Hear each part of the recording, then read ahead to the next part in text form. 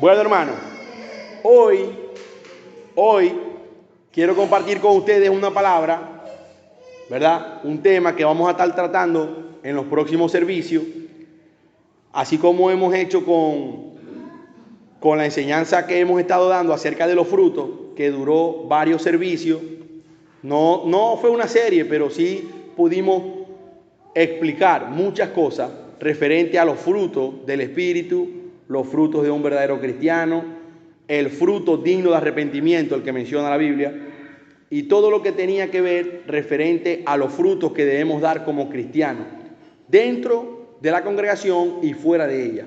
Estuvimos varios servicios, algunos miércoles, algunos domingos, hablando de estas cosas. Ahora vamos a estar hablando acerca de lo que es el pecado. ¿Por qué? Porque hay mucha confusión, hay mucha doctrina errada, hay muchas preguntas que se hace también el pueblo de Dios acerca de lo que es el pecado y cómo combatir, cómo vencer, cómo luchar contra ese pecado. Hay hermanos que dicen, no, yo soy cristiano, Cristo murió por mí, me cambió, ya yo no tengo pecado. Pero la palabra también nos dice que todo aquel que dice que no tiene pecado es mentiroso y hace mentiroso a Dios, porque todos tenemos pecado. Pero una cosa es saber que somos pecadores por naturaleza, porque desde que venimos del vientre de nuestra madre ya somos pecadores, ¿verdad? Por el pecado que cometió Adán en el principio cuando desobedeció a Dios.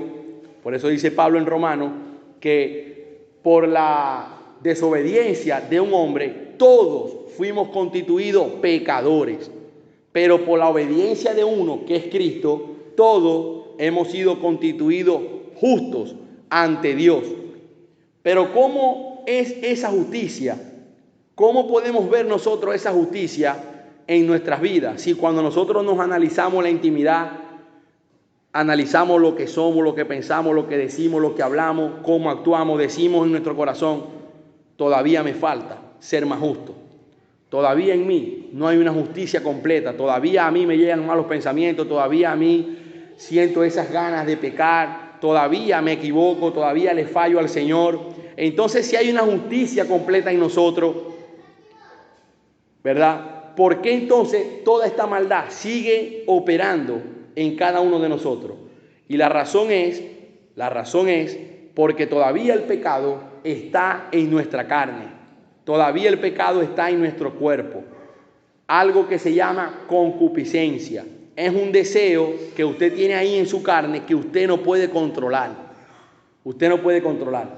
La justicia de Cristo en nosotros fue completa. La obra de Cristo fue completa. Somos justificados por fe a través de Cristo Jesús. Pero ¿de qué manera? Usted personalmente, cuando se analiza, usted sabe que usted todavía no es 100% justo. Pero cuando Dios lo ve a usted, Dios lo ve a usted a través de Cristo, que es nuestra justicia. Y de esa manera es que usted es como una persona justa, porque Dios lo está mirando a usted a través de Cristo. Cristo es el que nos conecta con el Padre y a través de Cristo es que somos justificados. Pero no voluntariamente. Nadie voluntariamente puede buscar a Dios. El ser humano, nadie. Pablo dice que los designios de la carne en el libro romano son en contra de Dios, porque no se sujetan a la ley de Dios, ni tampoco pueden. Eso es la carne, eso es el ser humano. Nadie puede buscar a Dios voluntariamente. Todo aquel que busca a Dios es porque Dios lo ha tocado y le ha dado la oportunidad de que lo busque.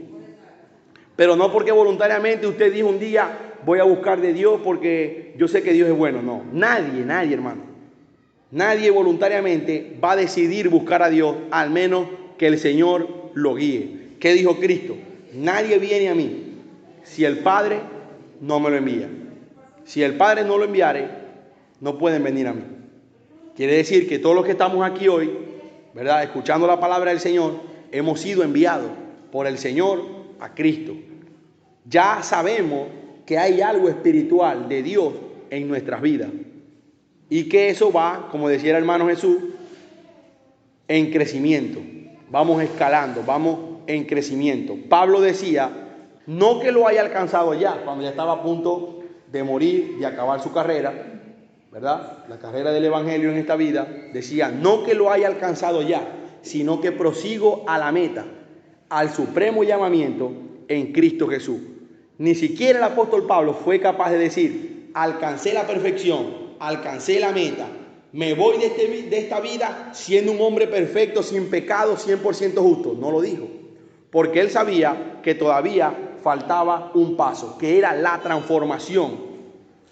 Porque allá en el cielo no puede entrar ni la carne ni la sangre, porque está llena de pecado. Por eso que tiene que haber una resurrección y una transformación de nuestros cuerpos. Y el Señor nos entregará cuerpos incorruptibles, sin pecado, que esos cuerpos son los que van a poder entrar en el cielo. El mismo Jesús, cuando le dijeron, maestro bueno, dijo, ¿por qué me llamáis bueno? Si nadie es bueno, solo uno, mi Padre, que está en los cielos. El mismo Jesús expresó esas palabras. El apóstol Pablo también dice que no hay justo ni aún uno, que nadie es bueno, que no hay quien haga lo bueno. Entonces, hermano, nosotros con todos estos pasajes tenemos que analizar y no creernos 100% santos y que somos mejores que cualquiera. No, usted tiene que sentirse como Jesús lo dijo, bienaventurados los pobres en espíritu, porque de ellos es el reino de los cielos. ¿Qué es un pobre de espíritu? Es una persona que reconoce que espiritualmente le falta más de Dios, necesita más de Dios, necesita más oración, necesita más lectura de la palabra, necesita congregarse más, necesita cada día más de Dios como si nunca hubiera conocido de Dios. Pero ¿qué ocurre?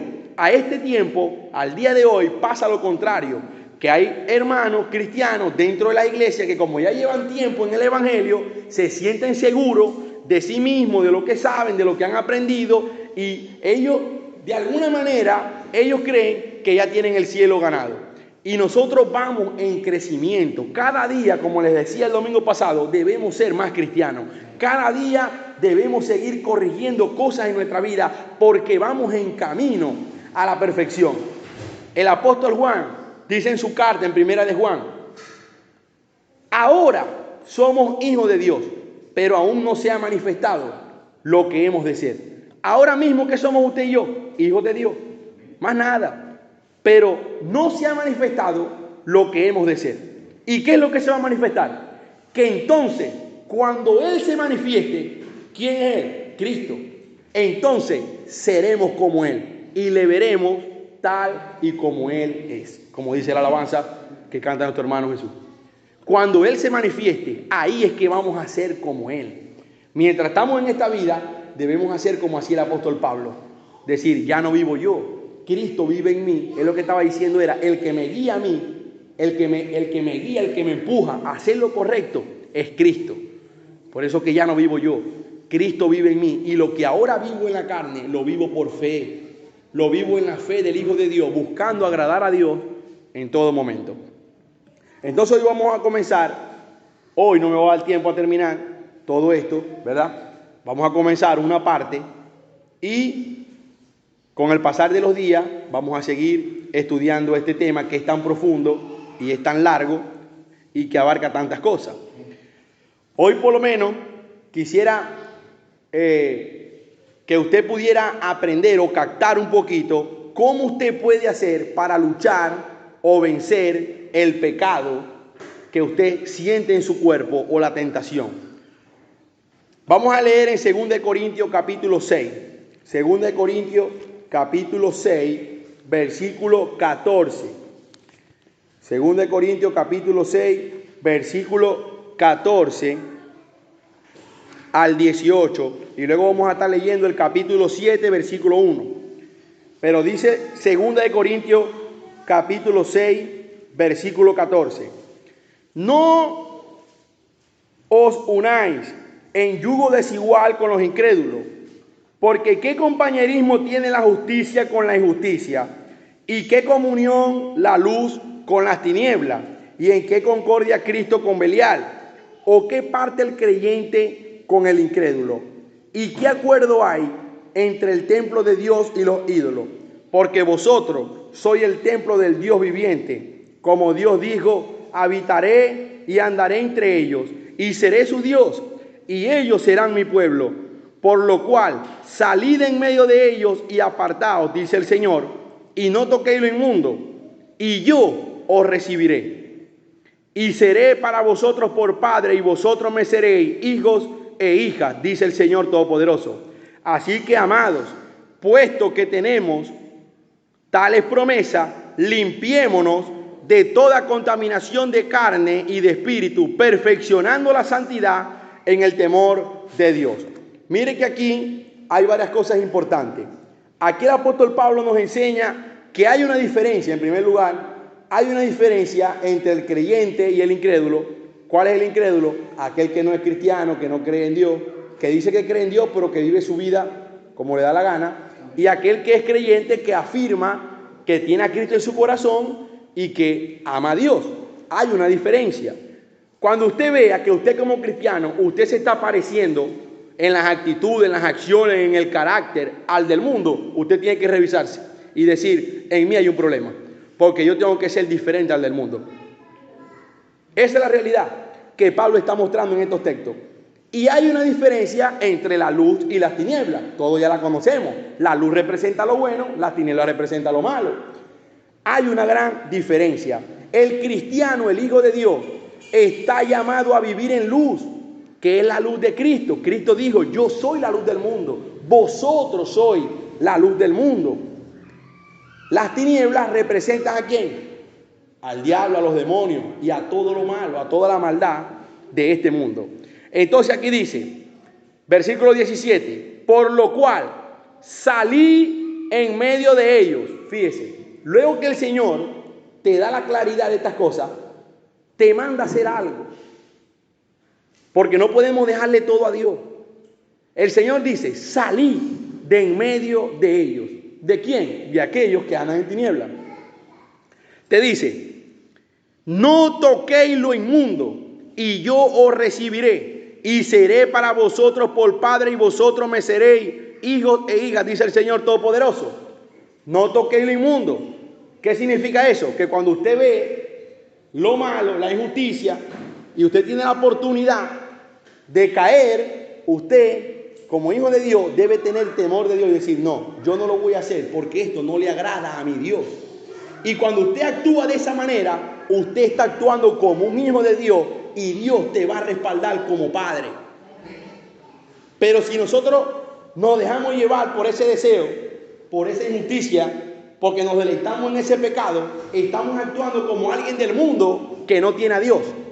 Entonces, cuando vengamos a pedirle a Dios, ¿qué va a pasar? Que no vamos a recibir un trato de padre a hijo. ¿Verdad que no? No podemos esperar que Dios nos respalde en todo si somos desobedientes. Lo que puede pasar es esto, que Dios es tan grande en misericordia que dice la palabra que Dios al que ama lo disciplina. Lo que nos puede venir es una disciplina de parte del Señor, porque estamos haciendo lo que Dios no nos mandó a hacer. Entonces dice el capítulo 7, versículo 1. Así que, amado, puesto que tenemos tales promesas. ¿Cuáles promesas? Lo que estamos hablando. Que Él será nuestro Padre, que nosotros seremos sus hijos, si nos alejamos de todas estas cosas malas, ¿verdad? Limpiémonos de toda contaminación de carne. Mire que nos dice que Dios nos va a limpiar. Dios te va a limpiar. Hermano, tranquilo que Dios te va a limpiar. Sigue tu vida como la estás llevando, que Dios te limpia. No, dice limpiemos, no. Usted es el que se tiene que limpiar. ¿Y cómo nos limpiamos? Alejándonos del pecado y viniendo ante la presencia de Dios y diciendo, Señor, dame fuerza porque ya no puedo más. Así es que nos limpiamos. Entonces dice, y de espíritu, perfeccionando la santidad en el temor de Dios. Como les dije una vez, la santidad ya es perfecta. Pero ¿cómo la podemos perfeccionar? En nuestras vidas, en el día a día, luchando, trabajando fuerte para que cada día podamos ser más santos y más santos. ¿Y qué significa la palabra santo? Apartado.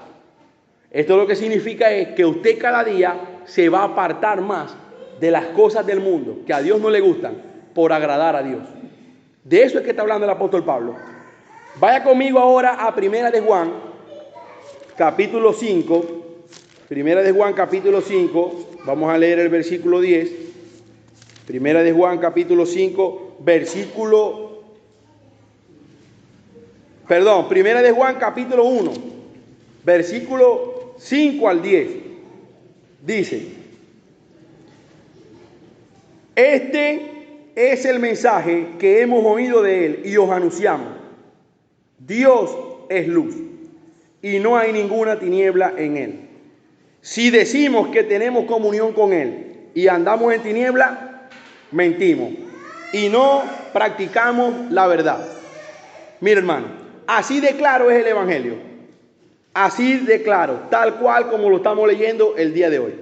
Si usted dice que usted es cristiano, en usted tiene que haber luz.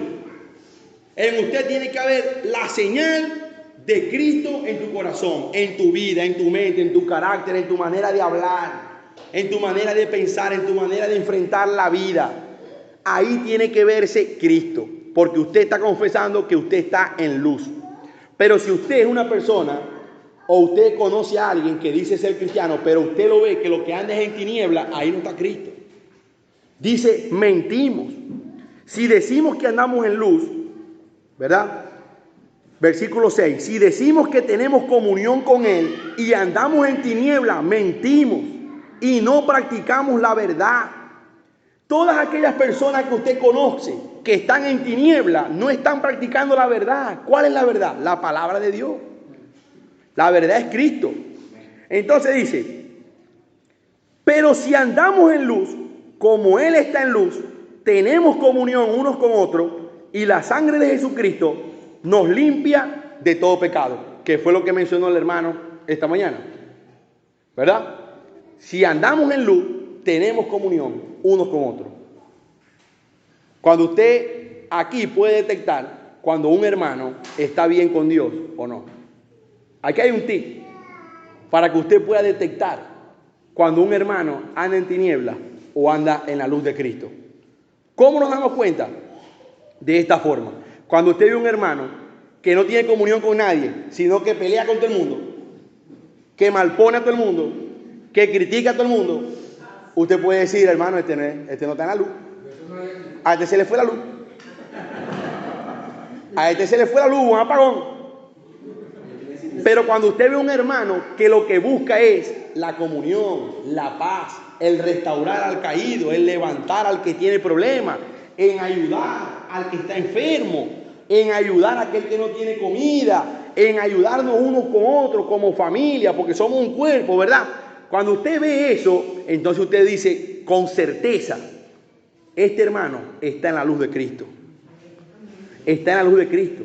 No solamente porque pueda ayudar materialmente, sino porque usted va a ver el reflejo. Porque Jesús lo dijo, una luz no se va a esconder abajo, sino que se va a poner arriba. Y usted va a ver sus actitudes, usted va a ver sus acciones, usted lo va a ver, hermano. La luz se ve. Entonces el cristiano está llamado a alumbrar, a alejarse de todas estas cosas malas. Pero si no nos alejamos, no vamos a alumbrar, no vamos a ser un ejemplo. Y nosotros somos llamados a ser un ejemplo. Entonces, hermano, las tinieblas, ¿qué representan las tinieblas?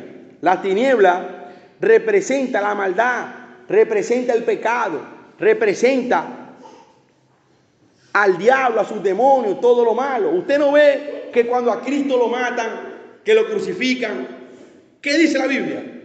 Que luego que Él muere y dice, Señor, en tus manos encomiendo mi espíritu, tinieblas cubrieron la tierra.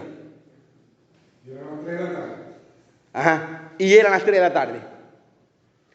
Tinieblas cubrieron la tierra. ¿Por qué? Porque la tiniebla es representación del mal. Y por eso cubrieron la tierra creyendo que habían ganado. Lo que no sabían ellos era que Cristo iba a resucitar al tercer día. Porque el Señor tenía el poder para levantarlo. Y venció la muerte, venció las tinieblas, venció todo. Por amor a Dios primeramente y por amor a todos nosotros. Porque eso nos trajo bendición. Ahora, como estamos estudiando un poco acerca de lo que es el pecado, la palabra pecado, vamos a ver lo que significa en el original griego, la palabra pecado. La palabra pecado significa armatía con H, armatía. Esto significa tomar un rumbo equivocado. Tomar un rumbo equivocado. Significa también la acción de errar en el blanco. Ahí podemos tomar el ejemplo de Pablo, cuando dice, yo golpeo, no como quien golpea al aire, porque no voy a errar el blanco, sino que golpeo mi cuerpo y lo pongo en disciplina. Pablo dijo eso. Bueno, esto también es la acción de errar en el blanco. Pecado también significa, esta palabra armatía, también significa culpa, que es lo que el pecado genera en el ser humano. Luego que usted falla al Señor, lo primero que viene a tu vida es la culpa. Usted comienza, volví a fallar, ¿para qué lo hice? Voy a pedirle perdón al Señor, voy a pedirle perdón, me siento mal. Usted quiere ganarse otra vez a Dios, quiere ganarse otra vez esa confianza porque usted siente que falló. Te trae culpa, culpabilidad, maldad, porque el que está en el mundo pecando deliberadamente, mientras más peca, más malo se convierte. El que es cristiano, ¿verdad? Y tiene caídas, ¿verdad? Se aparta, cae en cosas peores que como era antes. Porque la maldad lo comienza a arropar. Ofensa también significa tomar el rumbo equivocado, la acción de errar en el blanco. Significa culpa, significa maldad, significa ofensa. ¿Por qué? ¿A quién vamos a ofender? A Dios. Cuando pecamos, cuando fallamos, ofendemos a Dios. Por eso que nosotros, no es que tenemos que tener temor a pecar, nosotros deberíamos odiar el pecado, aborrecerlo. Porque por causa del pecado, mataron a Cristo. Claro, hermano. Si no hubiera habido pecado en el mundo, Cristo no tenía que venir a morir. Pero Cristo vino a causa de la maldad y vino a traernos salvación y vida eterna, a librarnos a nosotros de esto. Pero mire, es importante saber que mientras estemos en este mundo, siempre usted va a sentir las ganas de pecar. Siempre a usted le van a llegar malos pensamientos aunque usted no quiera. Pero tenemos un arma, que es el Espíritu de Dios, que Él es el que nos va a ayudar a contrarrestar todos los ataques de Satanás, del enemigo y los deseos de la carne. El libro de Santiago, capítulo 1, el versículo 12 al 15, Santiago capítulo 1, versículo 12 al 15, dice, bienaventurado el varón que soporta la tentación, porque cuando haya resistido la prueba, recibirá la corona de vida que Dios ha prometido a los que le aman. Bienaventurado el que soporta la tentación. Muchos no la soportan, o muchos no la soportamos, ¿verdad? Pero aquel que la soporta y la logra vencer es bienaventurado. Es un hombre bendecido. Es un hombre que está espiritualmente feliz con Dios, está contento, porque tuvo la fuerza para poder vencer cualquier situación, cualquier tentación en su vida. Ahora, aquí hay otra pregunta que se hace mucha gente. Hermanos que dicen, es que el diablo es muy fuerte y me tentó. Es que el diablo me pone las pruebas. Es que el diablo, y le echan todo el tiempo la culpa al diablo, ¿verdad? Nosotros sabemos que por lo menos la tentación de parte de Dios no va a venir, porque Dios no tienta a nadie, ni Él puede ser tentado por el mal. El diablo tentó a Cristo. Pero tenemos que ver y analizar este punto muy importante, porque aquí Santiago aclara cómo es que se produce esa tentación. Y ya usted lo va a entender mejor. Mire, cuando alguno es tentado, no diga que es tentado de parte de Dios, porque Dios no puede ser tentado por el mal, ni Él tienta a nadie. O sea, Dios no es el que nos va a tentar. Versículo 14, si cada uno es tentado, sino que cada uno es tentado cuando de su propia concupiscencia es atraído y seducido. ¿Qué significa la palabra concupiscencia? Deseo descontrolado. Usted no puede controlar ese deseo de pecar. Usted no puede controlar que a usted le llegue un mal pensamiento. Usted lo que sí puede controlar es la ejecución de ese pensamiento. Que por lo menos a usted le llegue el pensamiento de ir a, un ejemplo, de ir a robarse algo en la tienda. Usted lo pensó. Usted puede contrarrestar ese pensamiento. ¿Verdad? Que a usted le llegue ese pensamiento, usted no lo puede evitar. Pero usted lo que sí puede evitar es que cuando usted va a ir a la tienda a robarse lo que se va a robar, usted va a decir, no, yo no voy a hacer eso, porque eso es una injusticia y eso no es de Dios. Porque esa fuerza te la da Dios para detenerte y no vayas a pecar. Pero el pensamiento siempre te va a llegar mientras estemos en este mundo. Estoy poniendo un ejemplo así, pero esto pasa en todas las áreas de la vida. Con la vanagloria de la vida, con la riqueza, con tantas cosas, hermano. Entonces, Santiago está explicando y dice, sino que cada uno es tentado cuando de su propia concupiscencia es atraído y seducido. Entonces la concupiscencia, después que ha concebido, da a luz el pecado. ¿Cómo así? Correcto, usted se dejó llevar por el pensamiento, dijo, es verdad, yo necesito eso, me lo voy a llevar. Usted fue, cometió el pecado, se robó lo que se iba a robar y se fue para su casa muy tranquilo. Pero ¿qué pasa? Que ahora usted está trayendo muerte a su vida. Porque el pecado es muerte. Para muchos, ¿verdad? Para muchos ha sido muerte física. Porque en el momento que están haciendo el mal, ahí quedan. Pero para otros genera muerte espiritual. Usted poco a poco se comienza a separar de Dios. Eso es lo que significa la palabra muerte, separación. Usted se comienza a separar de Dios. Entonces hoy se robó un tomate, pero mañana se roba 2. Y pasado mañana se roba 4. Y después cuando hagamos así, usted se lleva todo el camión de verdura. Porque usted lo va viendo como que es normal, como que no es malo, como que un poquito, Dios me perdona. ¿Me entiende? Y así nos pasa en todas las áreas de nuestra vida. Una mentirita, eso no. Dios me conoce, Dios conoce mi corazón. Yo no lo estoy haciendo con mala intención, sino que era necesario decir esa mentira. Al otro día vuelve a mentir y le miente a 2 personas más. Y después cuando haga así, usted es el mentiroso más grande de la bolita del mundo. Y usted no se ha dado cuenta.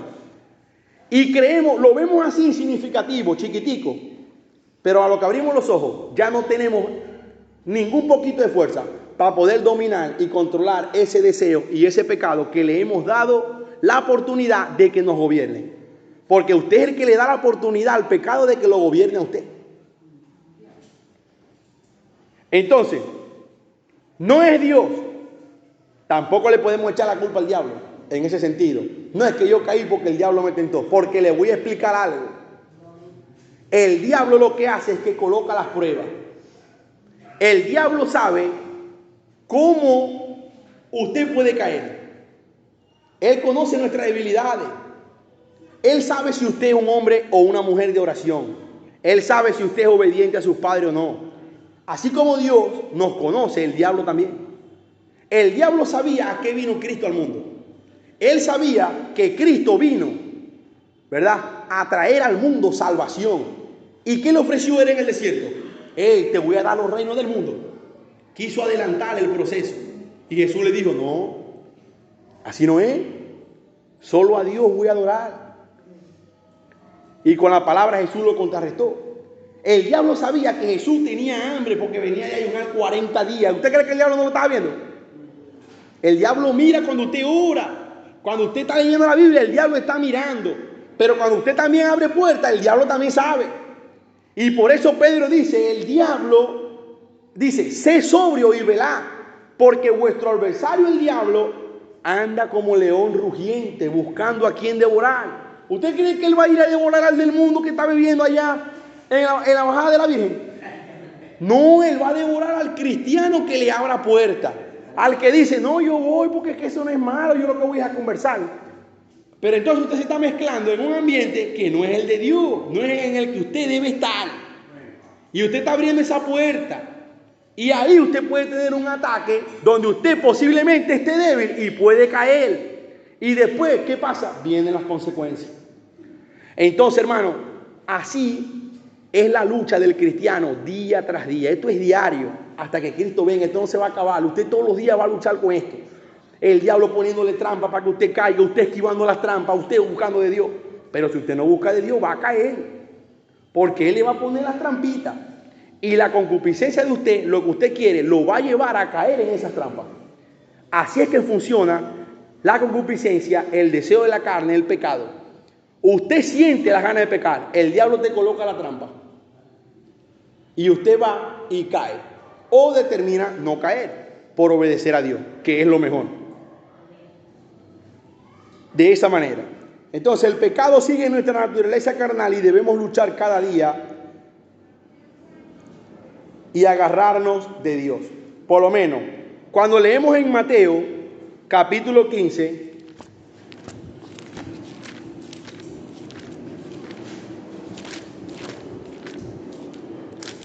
Mateo capítulo 15, versículo 17 al 20. Versículo 17 al 20 dice: ¿no entendéis que todo lo que entra en la boca va al vientre y es echado en la letrina? Pero lo que sale de la boca, del corazón sale, y esto contamina al hombre. A Jesús le estaban reclamando porque sus discípulos no se lavaban las manos antes de comer. Era una tradición de ellos. Y comienza Jesús a decir que esas eran tradiciones de hombre, que eso no contamina al hombre, que lo que contamina al hombre es lo que sale de él, porque de su corazón sale. Entonces, cuando usted analiza bien, Jesús explica que los hurtos, los homicidios, todas esas cosas malas que son pecados, que están en contra de Dios, salen de adentro de la persona, de adentro del corazón. Por eso la palabra nos dice también en el libro de Proverbios, capítulo 4,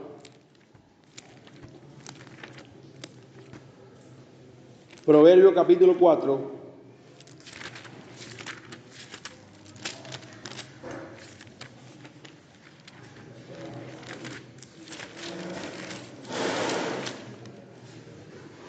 versículo 18, dice: mas la senda de los justos es como la luz de la aurora, que va en aumento hasta que el día es perfecto. Aquí vuelve a repetir lo que venimos hablando. Vamos en aumento, en crecimiento, hasta que el día es perfecto. ¿Cuál es ese día perfecto? El día que Cristo venga por nosotros o envíe por nosotros. Dice el versículo 19: el camino de los impíos es como la oscuridad. Fíjese que aquí estamos leyendo Proverbios en el Antiguo Testamento y da el mismo ejemplo de Pablo en Corintios: oscuridad y tiniebla. El que es impío, el que está sin Dios en el mundo, no es obediente, está en oscuridad, en tiniebla. Dice: el camino de los impíos es como la oscuridad, ni siquiera saben en qué tropiezan. Dice, no saben en qué tropiezan, no ven nada. Versículo 20: hijo mío, está atento a mis palabras, inclina tu oído a mis razones. No se aparten de tus ojos, guárdalas en medio de tu corazón, porque son vida a los que la hallan y medicina a todo tu cuerpo. Se habla como si el cuerpo está enfermo, lleno de pecado, y cuando usted se alimenta de la palabra de Dios, su cuerpo se va curando. Y usted cada día se va alejando más del mundo. Cada día se va alejando más del pecado. Cada día se va alejando más de lo que a Dios no le gusta, por agradar al Señor, hasta que el día sea perfecto. Y ese día seremos como Cristo. Y ahí entonces ya no va a haber más pecado. Pero mientras tanto que estemos en este mundo, tenemos que seguir luchando.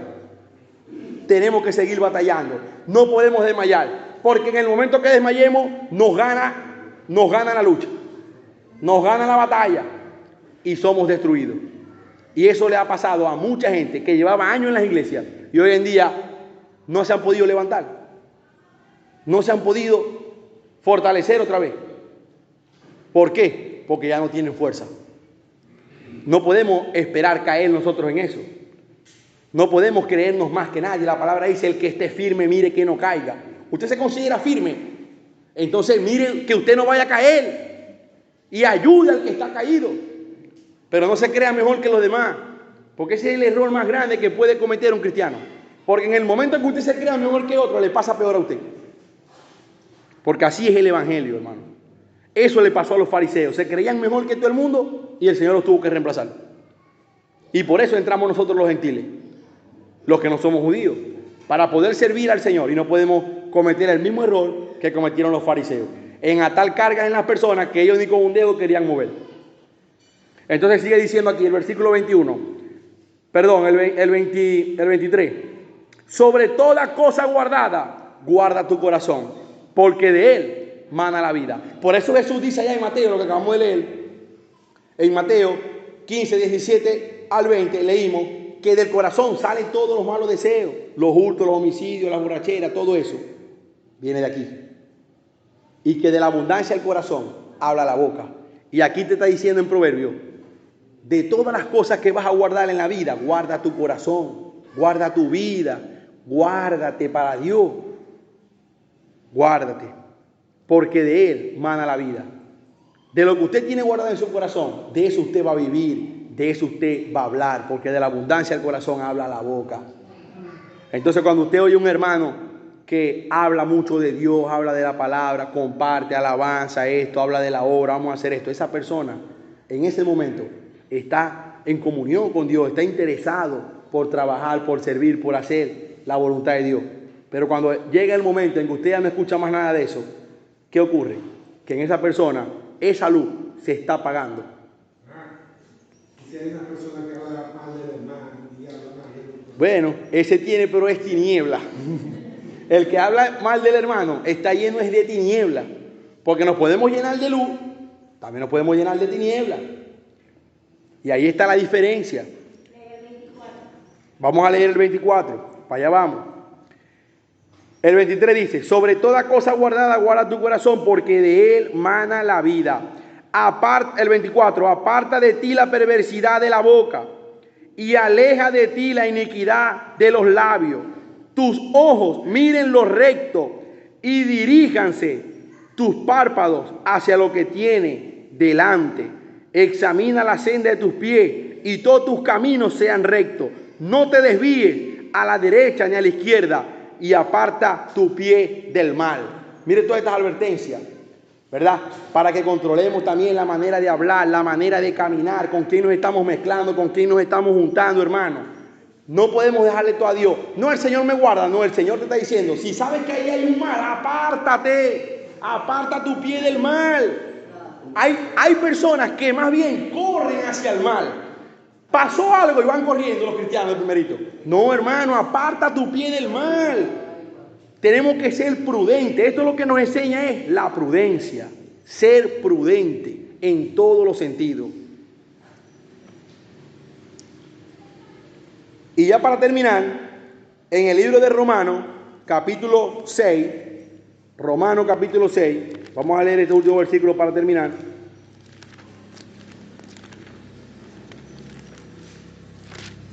Romanos capítulo 6, versículo 12 al 14. Romanos 6, 12 al 14 dice, no reine pues el pecado en vuestro cuerpo mortal, de modo que lo obedezcáis en su concupiscencia, o sea, en su deseo. No reine pues el pecado en vuestro cuerpo mortal, que es de modo que obedezcáis su concupiscencia, o sea, sus deseos. Si usted obedece todos los deseos que usted siente de pecar, entonces el pecado te está gobernando y no es Dios. Pero cuando usted tiene la fuerza de Dios, usted puede vencer ese deseo de la carne. Dice, ni tampoco presentéis vuestros miembros al pecado como instrumento de iniquidad. O sea, no terminéis pecando.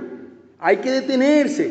Mire, presentaos vosotros mismos a Dios como vivo de entre los muertos, y vuestros miembros a Dios como instrumento de justicia. Dice el 14, porque el pecado no se enseñoreará de vosotros, pues ya no estáis bajo la ley, sino bajo la gracia. El pecado ya no se puede enseñorear de nosotros, que digamos, Señor, es que yo soy muy débil y no puedo más. No, porque el Señor no nos ha dado espíritu de cobardía, sino de poder, amor y dominio propio. Y con ese dominio propio usted puede vencer el deseo de la carne.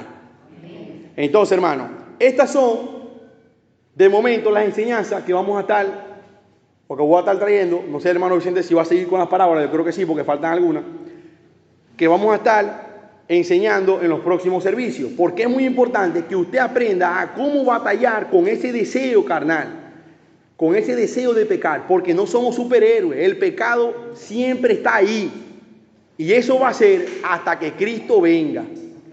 Entonces tenemos que aprender a ver cómo es que vamos a luchar. ¿Cuál es la manera de luchar? Oponiéndonos a Él. Sentimos el deseo de pecar, nos vamos a oponer, nos vamos a hacer fuertes en Cristo y vamos a vencer ese deseo para no terminar pecando. Porque sabemos que si vamos a pecar, eso nos va a conducir a una muerte espiritual donde nos va a separar totalmente de Dios, de la comunión, y nos vamos a enfriar por completo, porque la palabra muerte lo que significa es separación.